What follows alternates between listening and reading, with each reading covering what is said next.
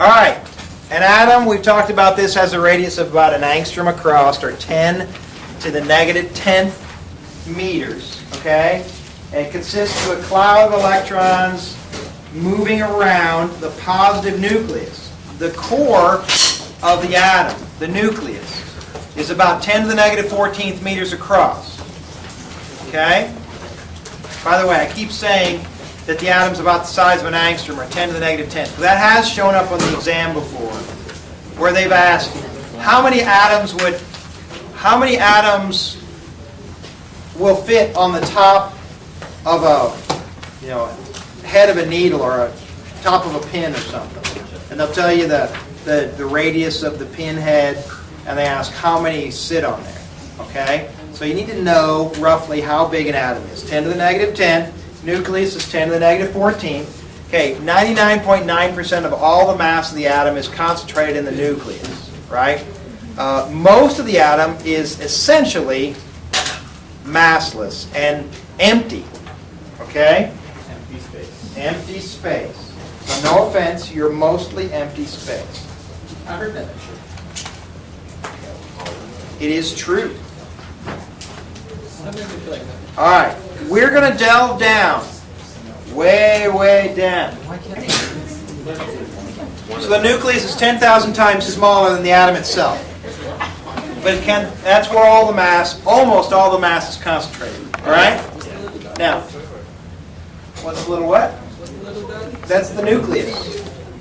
This is the nucleus, and this is the electron cloud stuff. Now, in chemistry, almost the entirety of chemistry is concerned with this electron cloud business and how they interact between elements to form molecules, to form compounds, and all that stuff. I mean, almost all of chemistry has to do with the electron cloud structure and how it works and what the fallout of all that stuff is. All right? All right. Now, it was assumed that elements, the nuclei of all elements, the nuclei of an element, all the nuclei of an element were the same. But it turned out in 1913 they found out that that was not true, that the nuclei of a single element, the nuclei could be of different mass, okay?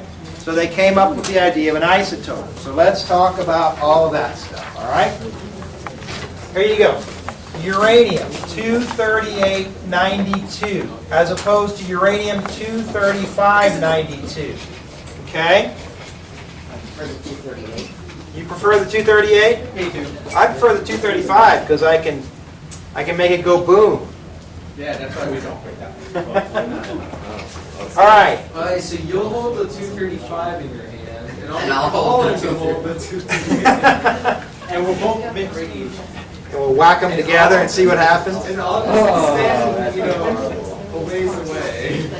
All right, here we go. Shh. Hey, come on, everybody. Shh. Okay, here's the general arrangement, A and Z. Okay? This is the letter that tells you what the element is. Okay? The letter designation. So for us, uranium, right?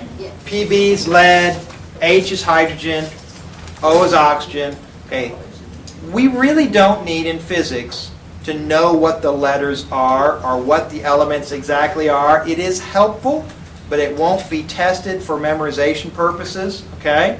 It's not a chemistry exam, right? So you don't need to know what all the element names are or what their numbers are or all that stuff. However, since you're in chemistry at the same time, you got to learn them anyway. If you will need that information, it will be given on the exam, or it will be irrelevant to the question. Okay, and I'll show you how that occurs. All right. Now, what's the A number? This number up here. Mass. Yeah, man. Kilograms? Yes. Atomic mass. Atomic number. Definitely. Kilogram. Atomic mass.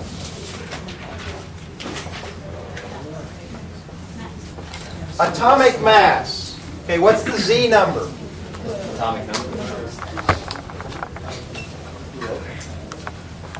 The atomic number. All right, now I want you to think about these a little bit differently, okay? I want you to add to your list of what these things mean, okay? This is the number of nucleons. Okay, the number of nucleons. And it is a surrogate number for the mass, although it's not exact, right? Okay, it means it's approximately what the mass of the nucleus will be. It's not the exact mass of the nucleus, right? If you need to know the mass of the nucleus, and the mass is not given, then you can use this number, like uranium-238, as an approximation for the mass of the nucleus. But it is not in kilograms. Remember, so it's approximate mass of nucleus in units of, okay, what's the unit? Okay, in chemistry they call it AMU. Guess what? Because chemistry people, as it actually is it capital or small in chemistry? Small go or lower go? Usually small. Okay. All right. Units of AMU. All right. Now that's in chemistry. Guess what? Physics, chemistry, they don't always play nice together. So the physicists have put a different name on it. It's still called atomic mass unit, but the symbol we use is just, yeah, UMA. It's just U. Okay? U for atomic mass unit. Okay? Now everybody get out your constant sheet. I want you to find it on your constant sheet in case you need it. Because you might. In fact, you might as well just get your constant sheet out. Because when we're in nuclear physics, there's a lot of numbers that you probably don't have memorized. Mass and charge of an electron, mass and charge of a proton, atomic mass unit, all these things are all on there. Okay, what's one atomic mass unit? 1.6. All right, there we go. Now, it's nice if you memorize it, but you always need to look it up if you're not sure. Okay? All right, so there's our atomic mass unit. It's the approximate mass of the nucleus. Now, that means if we have a nucleus right here, a uranium-238, and it collides with a helium-42, and it collides with it and bounces off. That would be a momentum problem, right? Everybody agree? It's just like pool balls hitting each other, right? Okay, if you had a problem like that, where they hit and collided, they might give you the exact mass of the nuclei. But if they don't, then you would just use 238 and 4. So you would say, well, the MV of my uranium before equals the MV plus the MV of the uranium and the helium afterwards. And you would put 238 in here in atomic mass units. And you would put over here 238 atomic mass units, and over here you would put 4 atomic mass units, right there, and there, and there. And it would all be good, okay? Because that would be the best number that we have to use for the mass, right? If they give you a better number, use the better number. If they don't, then you just use that. So you're right. It's atomic mass. It's an approximate number for the atomic mass, but I want you to also remember it's the number of nucleons. So what do we have in the nucleus? We have neutrons plus protons. So it's the total of the neutrons plus protons. All right? Okay, our Z number is our atomic number. I also want you to think about this in a new way. It's also the nuclear charge. Okay? It's also the nuclear charge. These will turn out to be important numbers because in every nuclear reaction, we have to abide by the physics that still works down at this size. Remember, a lot of things in physics become really spooky when we get down to this size, but things that still work are conservation of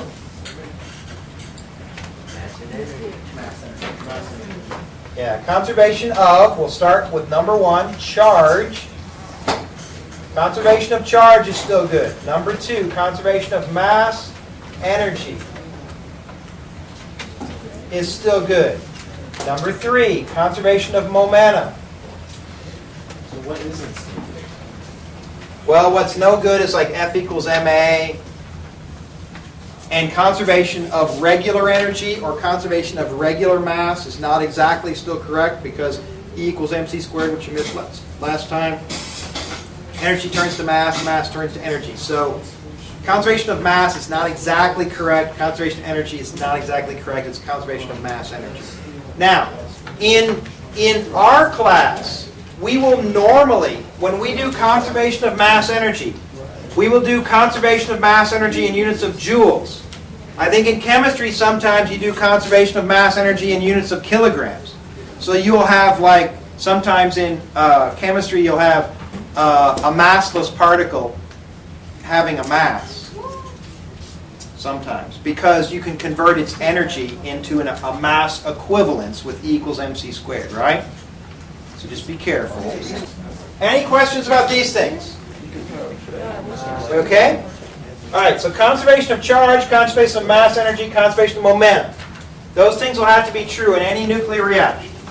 All right, so what the heck's the difference between these two then? They have the same number of protons, right? Because nuclear charge is the same as the number of protons, really. So 92 protons, different number of neutrons, right?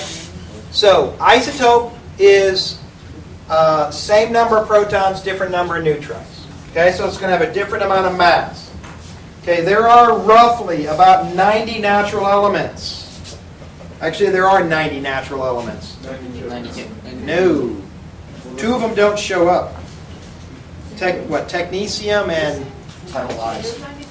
I'll never believe that. There's, yeah, uranium-92, but 2 of them on the chart don't show up naturally. Technetium is one of them, 43, and what's 61? PM. Well, they're natural, they just don't show up. They're man-made. Okay? So how are they considered? Wait, some man-made. No. Hang on.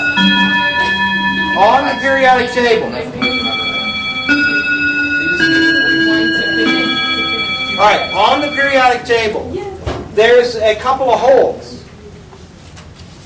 One of them is element 43, and the other one's element 61. 43 and 61. That you do, as far as we know, you can't find them in nature. Okay? You can make them, but they're all radioactive, so they all decay, and so they disappear. Okay? So there's a couple of gaps in here, 43 and 61, that we've never discovered in nature naturally. We have made them. We know that the element does exist, but as far as we know, all of them are radioactive, and all of them have a pretty short half-life, if I remember correctly, and so they all decay and disappear in nature. All right? Now, there are all the elements above uranium, 92. All the ones out here are all man-made as well, and the ones that show up down here. Okay, they're all man-made, everything above 92. Okay? So wait a minute. Isn't uranium, all of uranium radioactive? Yes. So why do we find them in nature? They got a long half-life. So when they're created, they stay around for a long, long time. Okay? So these two, technetium and 61, which the name escapes me, it's PM is its symbol. They have short half-lives. They don't show up. There are more radioactive elements than there are, radioactive isotopes than there are stable isotopes, right? Yeah, by a margin of what, 3 or 4 to 1 or something like that. Okay, we've already talked about atomic mass unit. Now, we have talked about in this class extensively some of the forces that occur, and we always talk about like gravity, we talk about friction, we talk about tension, we talk about normal, and blah, blah, blah, a whole bunch of them. Then we talk about the electric force, and the magnetic force, and all of that, okay? All right. All of these are the same, okay? Really in nature, our best understanding right now is that there are 4 forces in nature. Just 4. Okay? Gravity's one, and gravity is the weakest of all of them. The electromagnetic force causes all of these, okay? Because they all have to do with elements or atoms interacting, okay? So like when you step on the floor, remember that you are made of atoms, and on the outside of your atoms is an electron cloud. And so your electron cloud interacts with the electron cloud of the floor, causing a force, okay? And tension and friction cause the stretching and twisting of atomic bonds. So that's the electromagnetic force, okay? So electromagnetic force is huge in our life. Okay, there are 2 others. Okay, the other 2 forces are what's called, actually I've put that number 3, that's number 2. Number 3 is the strong force, and number 4 is the weak force. Okay? Now, we don't talk about the strong or the weak force until we get down to the nuclear size, because the strong and the weak force only occur over a span of length that is about the size of the nucleus.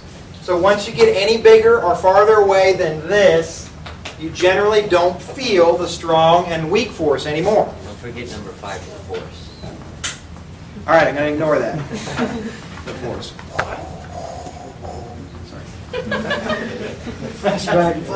Flashbacks to my youth. Yeah. Stop it. You will be quiet and pay attention. He's being quiet. I am paying. It works. It works. I was. All right. He's being quiet. He went I'm not dancing. saying anything.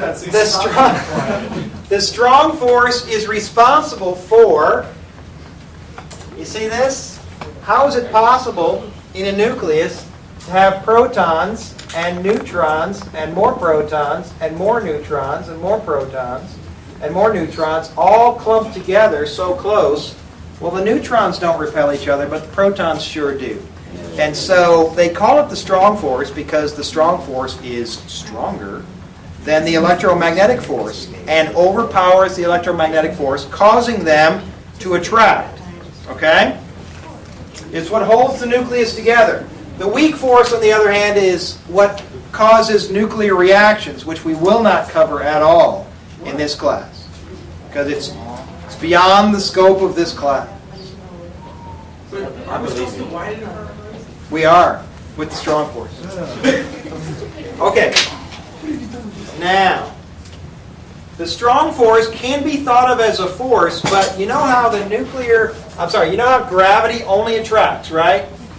And then electric force and magnetic forces, they attract or repel, right?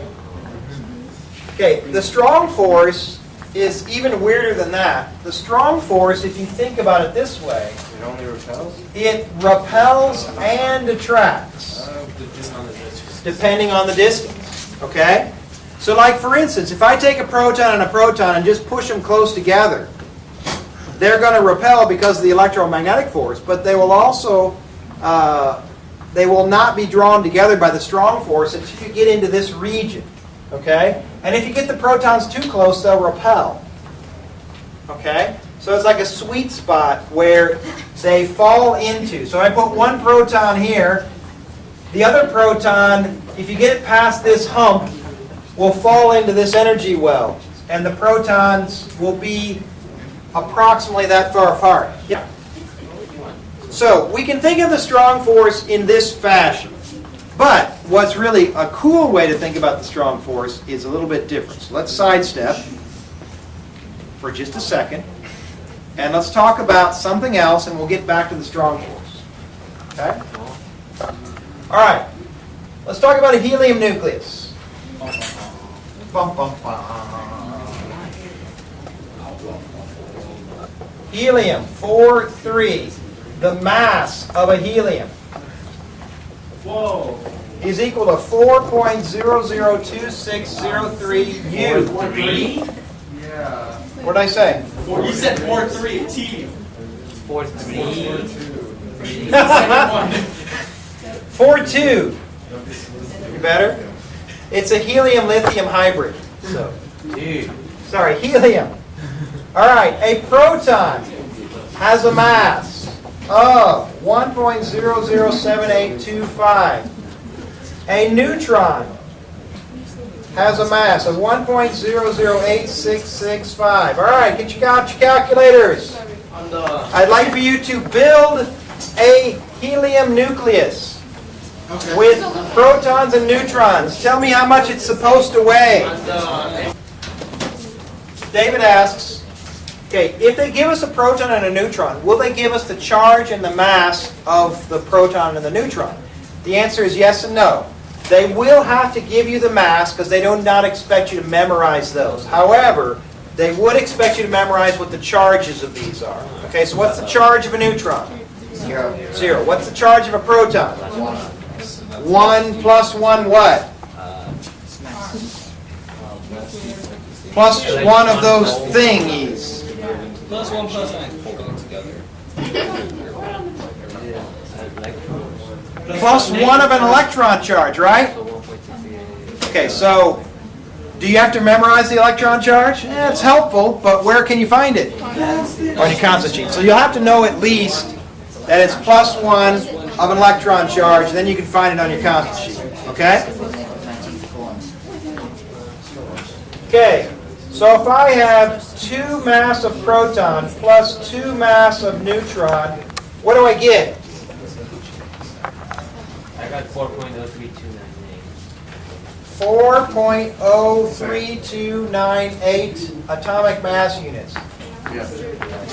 That can't be right, can it? Because it's more than. Because it's more than this. Because if we weigh a helium nucleus, we get this. But these, as far as we know, all protons are exactly the same, and all electrons are the same, and all neutrons are identical to each other. So how is it possible for us to add up the mass of these, but that's more than the mass of this? In fact, let's figure out what the difference Some of the is. mass turns 4.002603. So if I subtract that, what do I get? 0.0...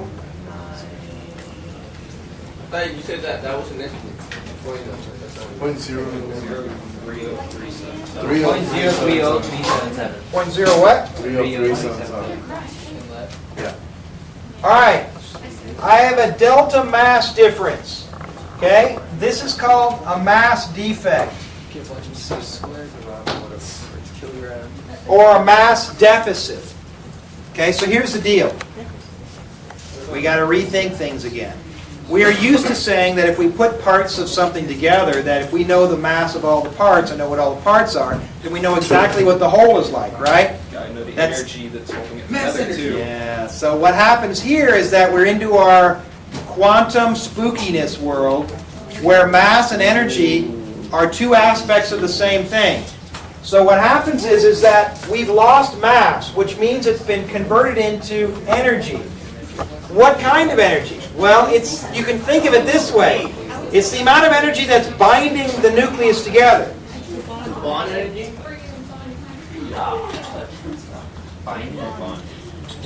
Binding, not bonding. It's like our binding energy. Okay, the question is there an equation for that? Not really, not at this level. So we just Okay, hang on. Shh, listen up. Come on. Here's the deal. They'd have to give us these numbers, and we'd have to be able to find it to find out how much the mass difference is, okay? We just have to calculate. It's simple math, right? And then that's how much energy is binding the thing together. So we can actually calculate this energy if we want. That's E equals mc squared. Well, that's my delta M, and that's going to be my delta E holding it together. So if you take this, plug it in here, but wait, you're going to have to convert that into kilograms, right? So we could do that, right? Now, think about it for a second. Shh, think about it for a second. That means if I take a helium nucleus, I can't just take a little chisel, clunk, clunk, and break it into 4 parts and magically produce 2 protons and 2 neutrons because I don't have enough mass there. Does that make sense? So in order to break the helium nucleus apart, I must give it this much energy so that it can recreate the mass that has been lost. So then I can break it into parts. Quiet. All right? So it's called binding energy because that's the energy that's used to bind it together. And this is a different way of thinking about the nuclear strong force. Okay? This is how much energy it takes to hold it together. Okay? So you could think of the nucleus as held together by a force, or you could think of it in terms of how much energy has been, how much mass has been turned into energy. And the more mass that gets turned into energy, the more stable the nucleus is, because the harder it is to break it apart, because you have to give it more and more energy to break it apart. Does that make sense? Okay. All right. So we've got this conservation of mass energy thing going on here. All right? So what we're going to find in nuclear reactions is that when we break things apart, energy might be released. Where does the energy come from? It comes from where? It comes from the mass. Okay? That's what we said last time, right? Hey, so wait a minute. So what did I just say earlier? When is an object more stable? When it has the most binding or more? When it has the most binding energy, which means it would have the biggest mass defect. Okay? So when you put these things together, the more mass it loses in the process, the more stable it will become. Okay? Now this means that a nuclear reaction will be spontaneous if it goes towards less mass. Does that make sense? Because if it goes towards less mass, then it will be more stable because it would take more energy to break it apart then, right? So any nuclear reaction that occurs that is spontaneous, it'll go towards less mass total at the end than you began with. And the mass at the end will be converted into something like kinetic energy or a photon like a gamma ray or something. Okay? Does that make sense? Okay, so you said if it's a nuclear reaction that goes to less mass, it's spontaneous? It's a spontaneous reaction. If you want to have, on the opposite side of that, what if I want to have a nuclear reaction where, let's see, here look, 2 protons plus 2 neutrons goes to a helium nucleus. Since this mass over here is less than the mass over here, then it's spontaneous. It would naturally occur in nature by itself. However, if I want to take a helium-4-2 and I want to convert it into 2 protons plus 2 neutrons, since the mass is going up, then I'm going to have to give energy to this somehow to make it occur. So all of our radioactive substances, the radioactivity is spontaneous, okay, not man-made. If it's spontaneous, it's because it's going towards a more stability and less overall mass, and it's releasing some of its energy. Okay? Does that make sense? Yeah. Okay. All right, so there we go. So mass defect is another way of thinking about the strong force. We can think about it in terms of the mass difference and how much energy would be required to break it apart. Okay? So if you wanted to, we could figure out how much energy is required to break apart a single helium nucleus into its parts. But remember, when you figure out the mass difference, you got to convert this to kilograms, because when you plug it in here, you got meters per second. And so you want your units to come out right. Okay? And there you go. How are we doing? Questions? No? Okay, if we look in your books, there is a table or a chart. There's several charts. Number 1 chart we want to talk about is for general nuclear stability. So this would be the A number here, and this would be the Z number here. And this line right here is A equals Z, okay? And you may have seen this in chemistry already. Stable elements. Stable elements. Hydrogen, 1, 1 is right there. Okay? Helium, 4, 2. Okay? 4 up here. You know what? Sorry. I got A and Z here. That's not right. Yeah. It's protons here and neutrons here. Sorry. This is supposed to be A minus Z, and this is the Z number here. So it's a number of protons and number of neutrons. Sorry. I forgot my A minus Z. We'll forgive you for those things. I'm sure you will. So it's a number of protons, number of neutrons. Okay, so number of protons, number of neutrons. 2, 2. Helium, stable. Okay, and then as you start to get farther and farther up, we find that the stability corridor, where the elements are stable, starts turning up this way. And so all the stable nuclei tend to be along this little blob right here. And as you get to larger elements, they have more neutrons than protons when they remain stable. Okay? So the stable region moves up this way. Okay? And as you get into nuclear physics, you'll learn why. It's really not that complicated. It's because neutrons do not repel each other, but protons do. And so when the protons repel each other, they're at a higher energy state than the neutrons are. And so energy levels fill up from lowest to highest. So there's more lower energy levels for neutrons than there are for protons. So the neutrons fill up faster than the protons do. All right. Next, there's another chart in your book, kind of a cool little chart. Let's see if I write this one out correctly.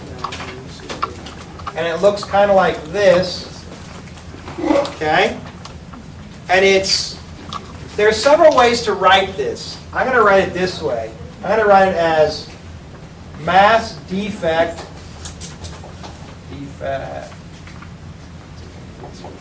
per nucleon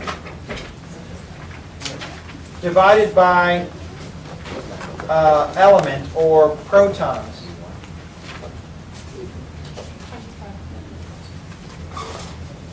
Okay?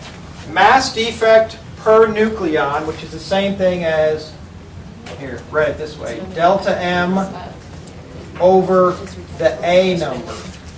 Okay?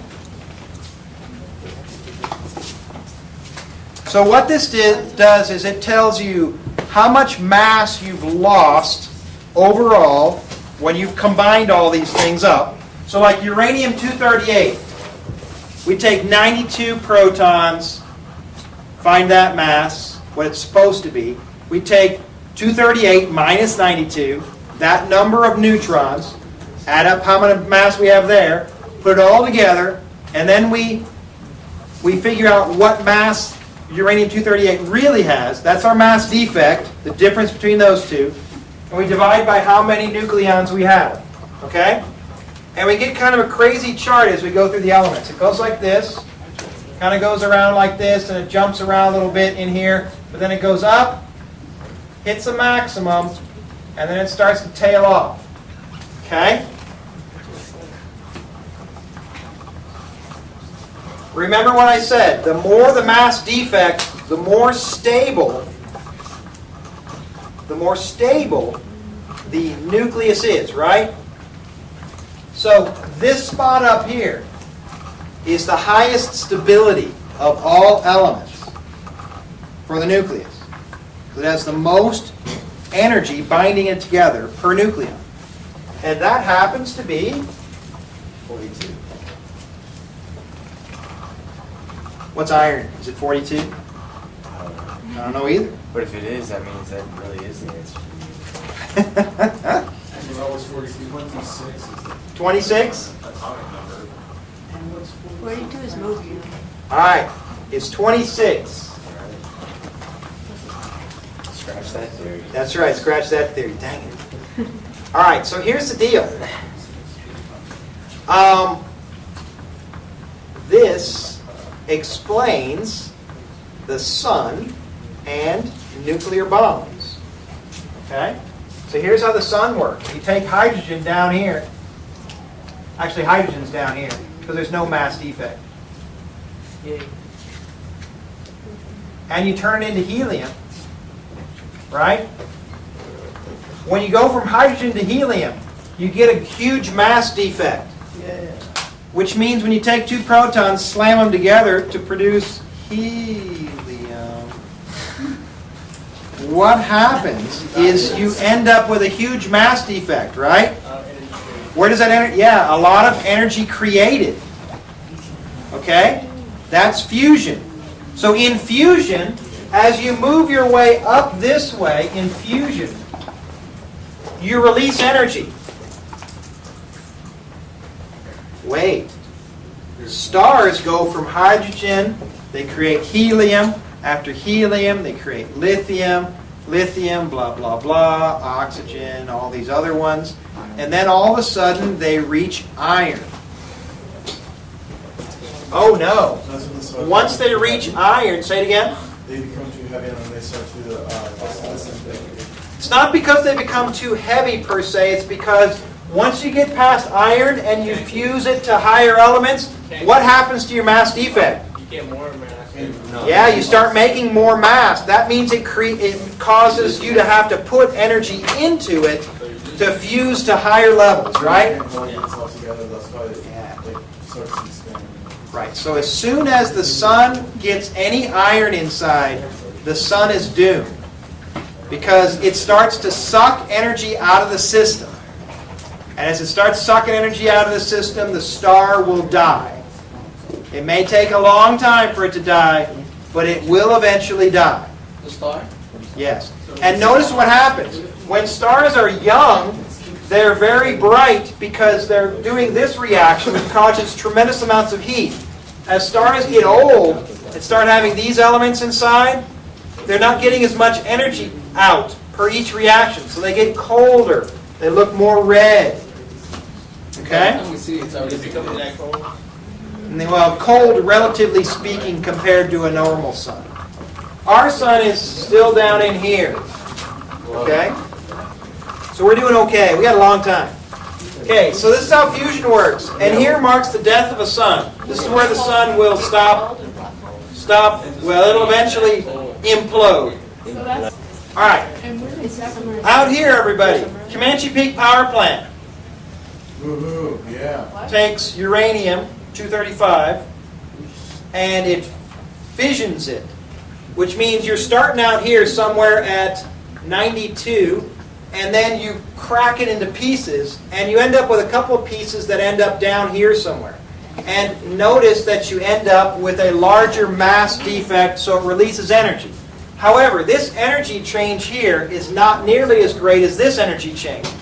So fusion is more efficient. Plus fusion, in theory, we should produce nothing but hydrogen gas, so therefore it's non-radioactive. You start with something non-radioactive, you end with something non-radioactive, everybody's happy. Except it's really hot. Except it's really hot and you could still have meltdowns and you could still have explosions and other problems, except if it does explode, you won't have the problem they're having in Japan right now where you spray out nuclear material that's radioactive, right? So right here, this causes fission, causes you to lose more mass, and therefore generates energy as well. All right? We'll talk a little bit more about fission and fusion in a few minutes. Okay, how we doing? We got questions? Fusion is, right now it is possible and they do have it in like testing laboratories, but it's too cost inefficient and it's too unstable for them. Yes, the problem with it is, the problem with fusion right now is they can create fusion. Sure. It's way over on that other end. They've got, it's way down here. But fusion, the problem right now is they have several ways to try and make fusion. the issue is that when you fuse it together, it generates so much heat that you can't contain it in a container because it will melt through. So they contain it in a magnetic field. The problem with that is you don't want to lose your magnetic field, so they have safety issues with that. Plus, it's unstable. They're trying to make it stable, right? They have generated fusion reactors that they have generated enough electricity to keep themselves running and have electricity left over to sell, but right now they haven't run that long and it's still way more expensive. So eventually, hopefully, in your lifetimes, they will have fusion reactors that are cost effective. Once they make fusion reactors cost effective, then our energy issues will mostly be solved. We hope. But as one famous scientist said, fusion, the energy of the future, and it always will be, because they've had such problems with trying to create a actual usable fusion reaction. Get it? Okay, we have 3 types of reactions you're responsible for. Technically there's 4, but 3 of you need to know by name. There's decay. There's fission. And there's fusion. And there's fusion. And there's Chris. Chris reaction. Yeah, you ready? Yes, sir. Here's how it works. Here's how it works. Draw this picture. This is the before. Here's the after. The before looks like that. The after looks like this.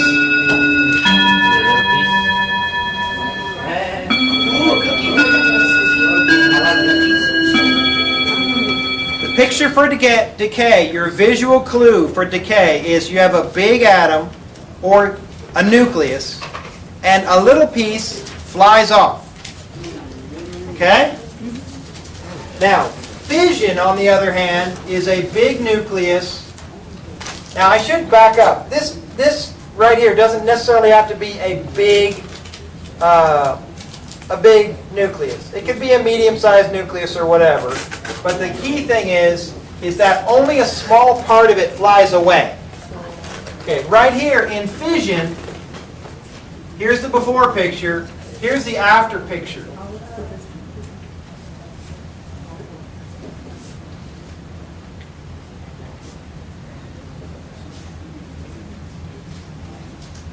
In fission, you have a nucleus that breaks into 2 large pieces. Making a lot of waves. And maybe some other junk along the way. But at least 2 large pieces. Okay, fusion, on the other hand, is 2 smaller objects that combine to make at least one thing bigger. So it has to go up in A number or Z number. So you have to increase the number of protons or neutrons. Something in the nucleus has to have gotten larger. Now, there could be other stuff, possibilities. So like, for instance, there was one on the test one time where you had, what was it?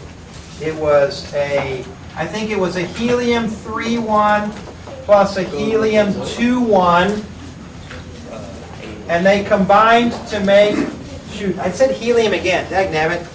Okay, hydrogen-3, hydrogen-2. By the way, do you know what hydrogen-2 is called? It's the deuterium. And this is called tritium. Okay, deuterium and tritium, in case you run across those. I swear, I watched that movie last night.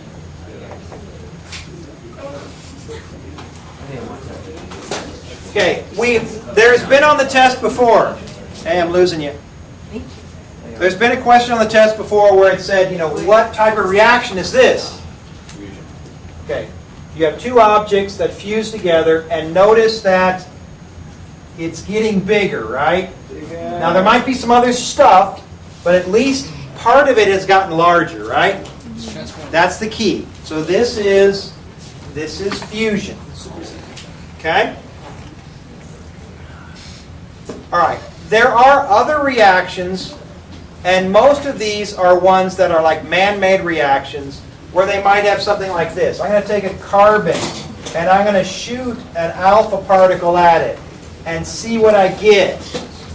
Okay? So there may be other reactions, not necessarily, spontaneous reactions, where these might take energy involved, but these are the three big ones that you're going to see on the test for sure. All right? Now, in any one of these reactions, you have to abide by the rules. Nobody likes abiding by the rules. All right, here's how this works.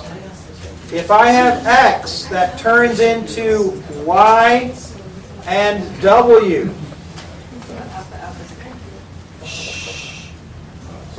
X that turns into Y and W. Okay, A number, A number, A number, Z number, Z number, Z number. To have conservation of charge, that means the Z number before has to equal the Z numbers afterwards. So Z before has to equal the Z's after. Yeah, the sum of the Z's after. Okay, so that means the number of protons must stay the same. Or the charge has to stay the same, I should say. I shouldn't say number of protons. The students who Number of participate. amount of charge. Cut off.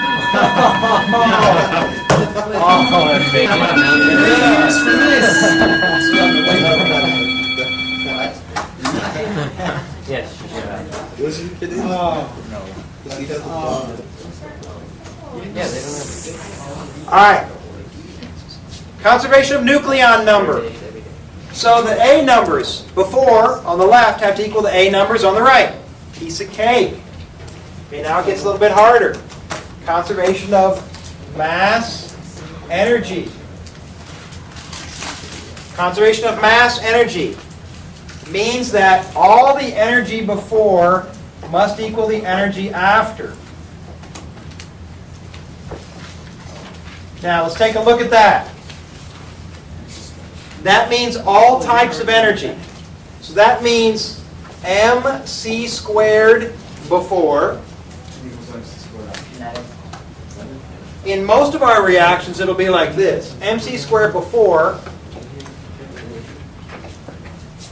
will equal mc squared plus mc squared, for this is element x, this is element y, and this is element w. But remember, if it's a spontaneous reaction, we've gone down in mass, right? So where'd the mass go to? Some kind of energy. Thermal.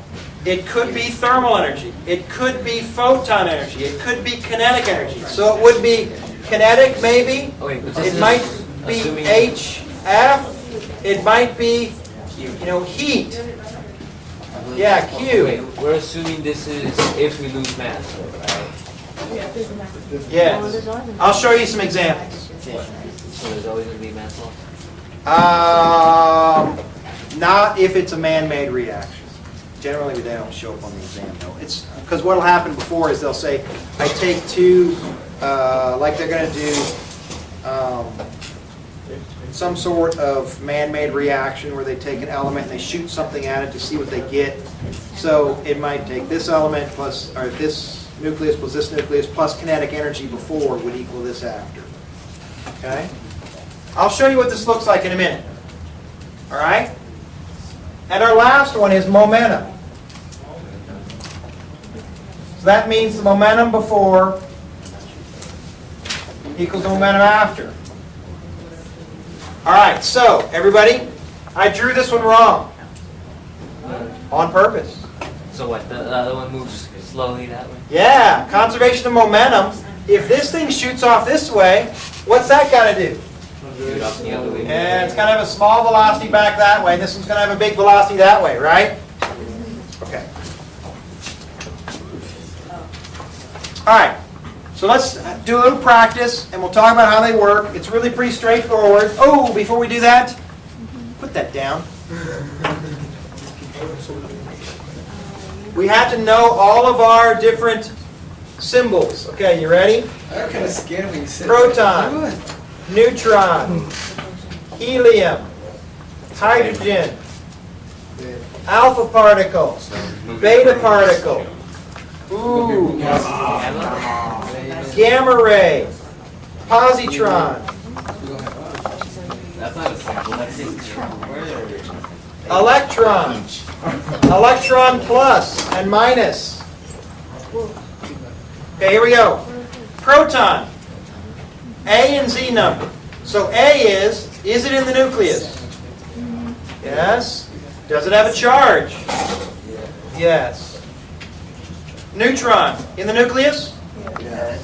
Does it have a charge? Helium, 4-2. 4-2. So that means it has 2 protons and 2 neutrons, right? Okay, hydrogen, 1-1. It's the same as a proton. Alpha particle, Alpha is 1. 0, -1. Alpha is beta. It's 2-4. It's helium. yeah, it's helium. 4-2. So I'm going to start putting them over here, which ones are the same. So proton equals hydrogen, 1-1, 1-1, 4-2, 4-2. So you can start a list. Isn't it a hydrogen ion? What? A proton? Yeah. Okay, beta particle. That's 0 negative. Okay, a beta particle is an electron. Electron, so let's go up here. Electron does not exist in the nucleus, but it does have a charge, -1. So 0, -1. So we'll do electron, 0, -1. That's the same as a beta particle, 0, -1. All right? Gamma ray. Does a gamma ray exist in the nucleus? No. Does it have a charge? Okay, so all a gamma ray does is take away energy. HF, photon energy. Okay? So you got gamma ray down here, 0, 0. Okay, positron is the same as a positive electron. So it will not exist in the nucleus. And it'll have a +1 down here because it's positive charge. So a positive electron is 0, 1, which is the same as a positron. Or sometimes they'll call it a positive beta particle. So 0, 1, 0, 1. All right? These are the ones you absolutely have to have memorized. Okay? Occasionally, you'll run across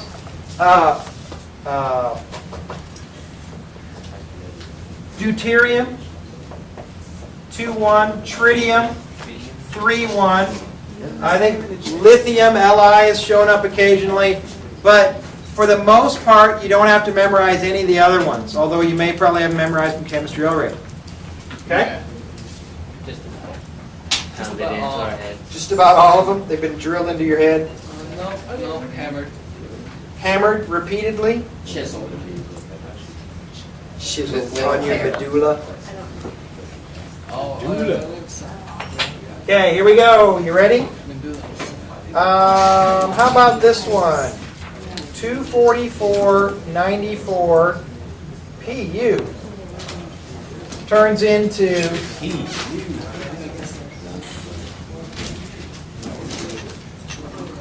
Wait, what's that, 92?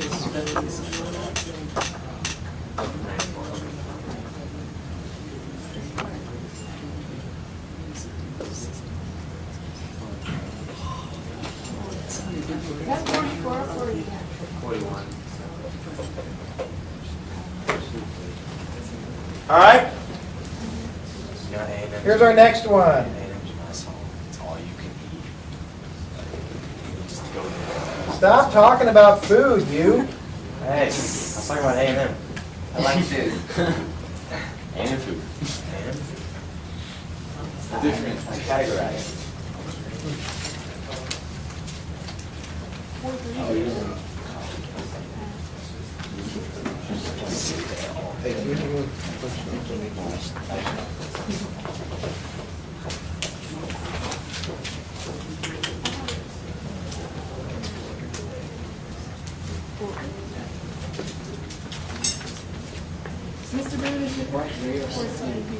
What's that? This one? Oh, dang, damn, I did it again. 4-2, sorry. Man, what is wrong with me today? What's MEV? Oh, vanilla. Pretty sure it's just like. What? You can't have Vanilla. mega. All right, here we go. First things first. Let's use our basic rules to figure out what goes here. Okay, so 244 up here. I got 101, 193, 4 is left. 139. 130. What did I say? 101, 139. No. Oh, Left no. over, yeah, So what goes here? 4, the 0, 4, which is really 4 neutral. So what is that? I'm telling you, 4 and 4 U's left over. Yeah, 4? What is that? 0 charge. That's 44. NB. Zero charge. 101, 41. Why is it so hot? That is 94, so 0. So that's 4 neutron. Okay, so here's the deal. 4, 0. We don't know what a 4, 0 is, right? Yes. But it could be 4 neutrons. So this is plus 4 neutrons. Okay? We'll talk about the gamma ray in a minute. It's gonna like shoot through somebody and kill them. Okay, what is this, by the way? Fission, fusion, or decay? That's decay. This? When you break them down. It's definitely Big parts and then small ones. It's definitely fission. What's the dead giveaway that it's fission? State. You got 2 big things. It breaks into 2 big parts. All right? And it breaks into 2 big parts and some junk. But what's really interested in is 2 big parts. Okay? Now, in fission, does this always break into these 2 big chunks? No, it could be other things, but it will be 2 big things. Okay? All right. What goes here? Okay. We need a 1. Well, that 4.6 MV, that's just energy, right? Huh? Okay, so we need 1. 0. So So that's a neutron. Okay, no big deal. Okay, what is this? Fission, fusion, or decay? well, we're slamming 2 of them together, so I would say fusion. Hydrogen's going to helium. I'm gonna bet that's fusion. Everything. Yeah. The key thing here is if you look over here, you got 2 things slamming together, and it makes something bigger. So there you go. Fusion. All right, right here. What do we get right here? 0 and -1. 0 and a -1, so it's an electron or a beta particle, whichever you prefer. I did. I looked at it and I wanted to make sure I wrote it down right. Decay. Decay. This is decay. Woo!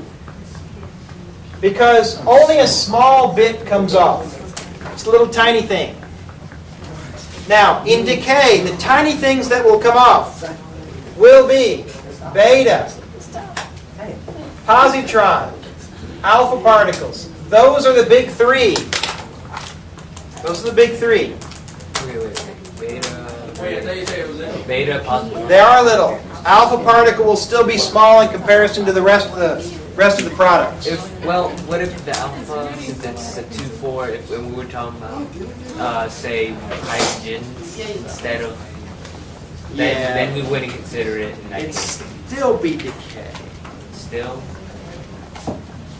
So like, say right there on the fusion, the one in the middle, it wasn't 2-4 helium, but alpha particle. Where? Right there in the middle one, the one called fusion. Oh,